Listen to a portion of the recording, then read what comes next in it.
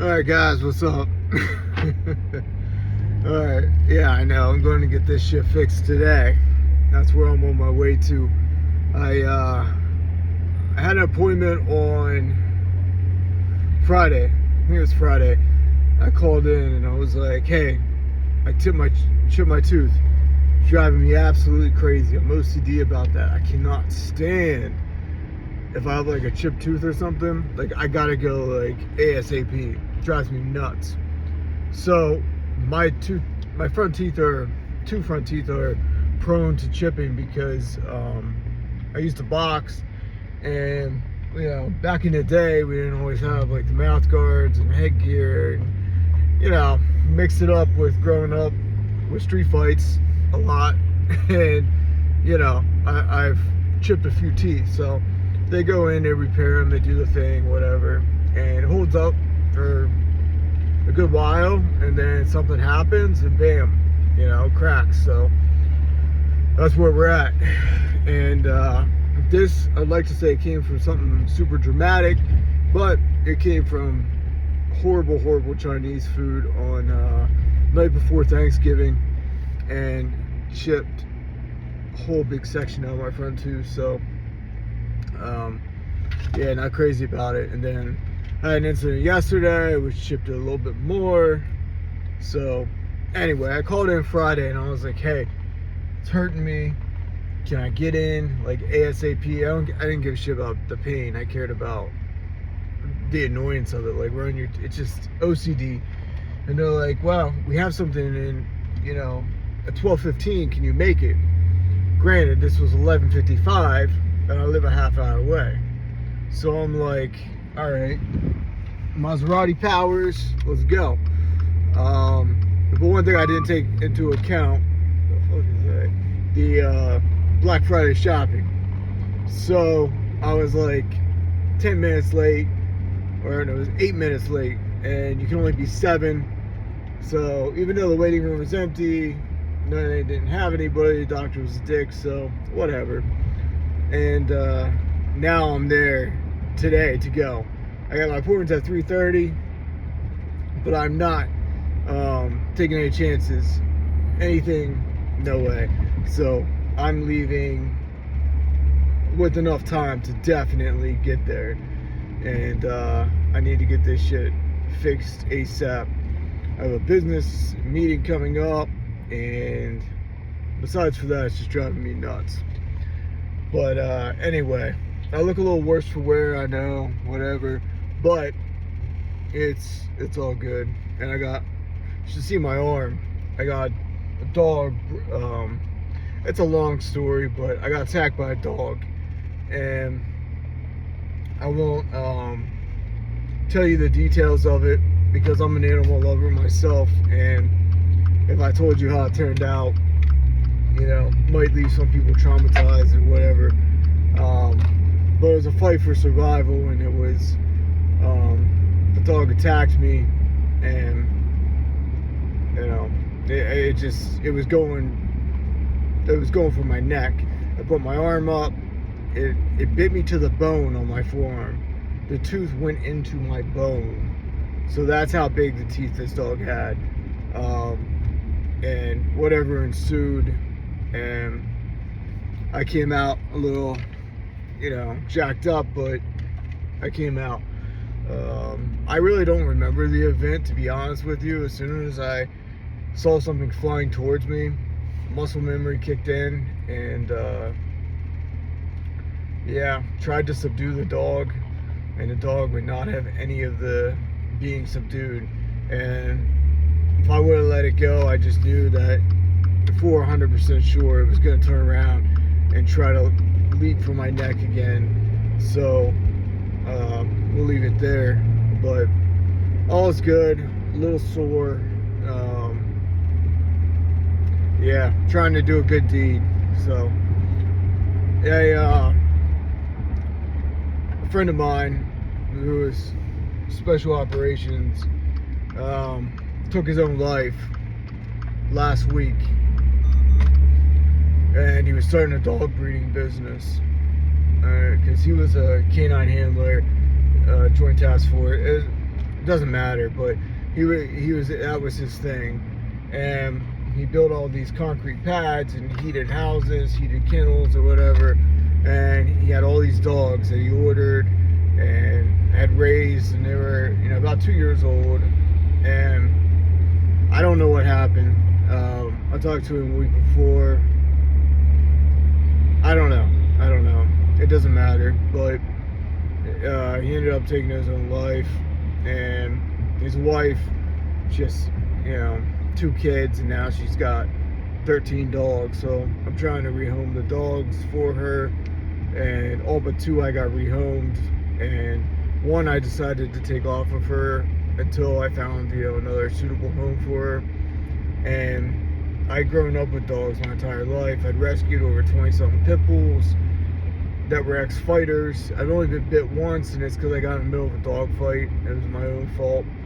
So, you know, I respect animals, but I'm also very good at, like, reading and dealing with animals. But this animal was severely, I don't know. I've never run across an animal like that before, and yeah, I don't know. There's not much more to say about it, but that's what happened. So that's why my arm, you can't see it, but it's pretty jacked up. I'll post a picture of it later. Tooth went the whole way down to the bone in my forearm. So yeah, this dog was definitely trying to kill me, and I'm not sure why. I tried to, I don't know. I really had no answers. But, so, that's why, you know, that's why. That's why my arm's a little jacked up and stuff. So, anyway, on to bigger and better things. So, listen, guys. Here's what drives me crazy, right? I'm gonna be honest with you. For those of you who have followed me for a while, you guys know I've been talking about stuff way before it happens. And I'm not saying I'm prophetic. I never said that. Not claiming that. I think I'm way too flawed to be to be prophetic. All right, but I said a year in advance that China, Russia, Iran, North Korea were going to form their own alliance. Okay? I also said prior to that about this UFO stuff that's going on. I actually said that last summer. Now, I'm not talking about a few months ago, but the summer prior to that. And I was talking about how the disclosure has gotten very, very weird, you know, in recent times. And we went from keeping secrets for 50 years, and now all of a sudden they decided they're going to start disclosing things, and UFO stuff is everywhere. And I said there's something up with this. And I posed the hypothesis that possibly it had to do with the fact that that was going to possibly be the Great Deception. I even talked about, is it possible, as a, you know, just a theory, is it possible that the person who could be the great uniter, the Antichrist of the Bible, could be a non-human origin? Sounds insane, I know, right? It sounds insane. But is it possible? And I said that because have you ever known anybody to unite against one human ever in the history of man?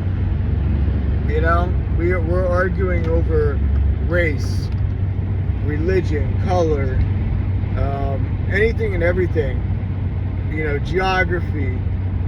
So, you know, if someone from the Islamic world came up, say like Mohammed bin Salman of Saudi Arabia, who's definitely a different individual and on my watch list, because every time he wants to talk about a two-state solution, there's an eclipse the day before. And you can look it up. And this goes back to 2014. And it goes back to talks with Trump. And it goes to talks with the administration that we currently have. Every single time since 2014, if he's meeting with the United States officials, there's an eclipse the night before. If he's meeting with European officials, there's an eclipse in Europe. And you guys can check this out on your own. It's not that hard to figure out. And you'll see that, like, it's a very, very eerie coincidence, if you believe in coincidences. So, we have that, okay? But are Americans gonna follow him? You know, is everybody gonna follow him? I don't see it happening. He's an eerie character. He deserves to be watched. But,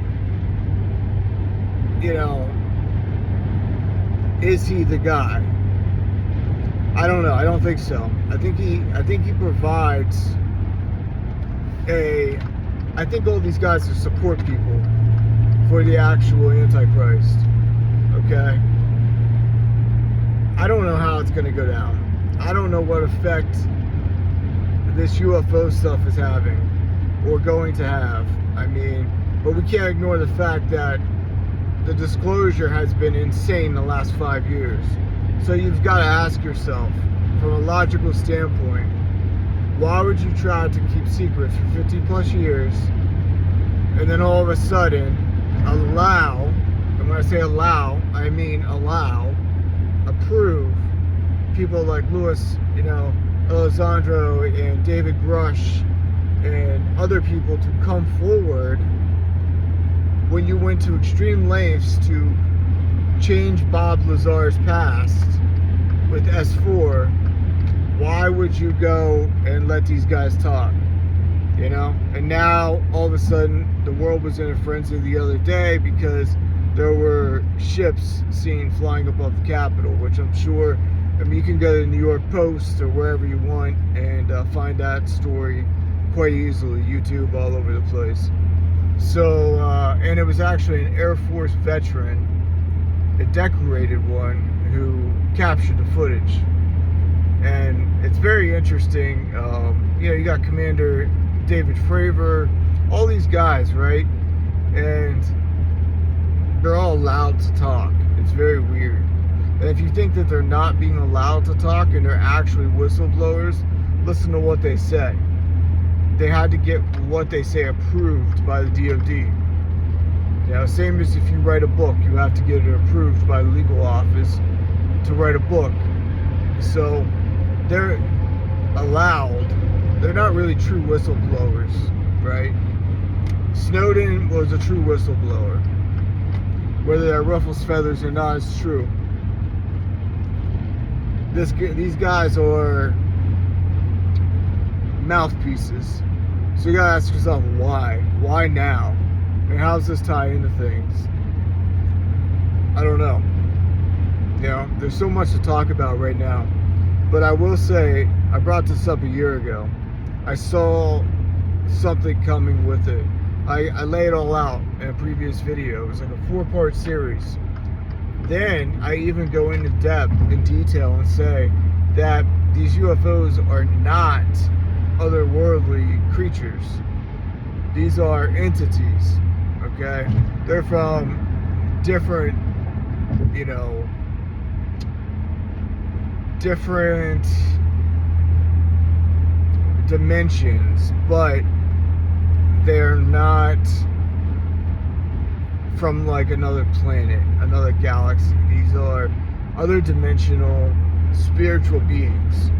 And I've laid out the groundwork where if you go into the Book of Enoch and way deeper other books that I might do a video on, it's rather complicated, but I'll lay it out for you. And I've said, if you read the Book of Enoch, you'll see that the Nephilim, which were the offspring of fallen angels and females, human females, okay, that's why the flood took place. These things were actually on earth. And if you read the Book of Enoch, find that these fallen angels, I believe, are the entities they're identifying as UFOs.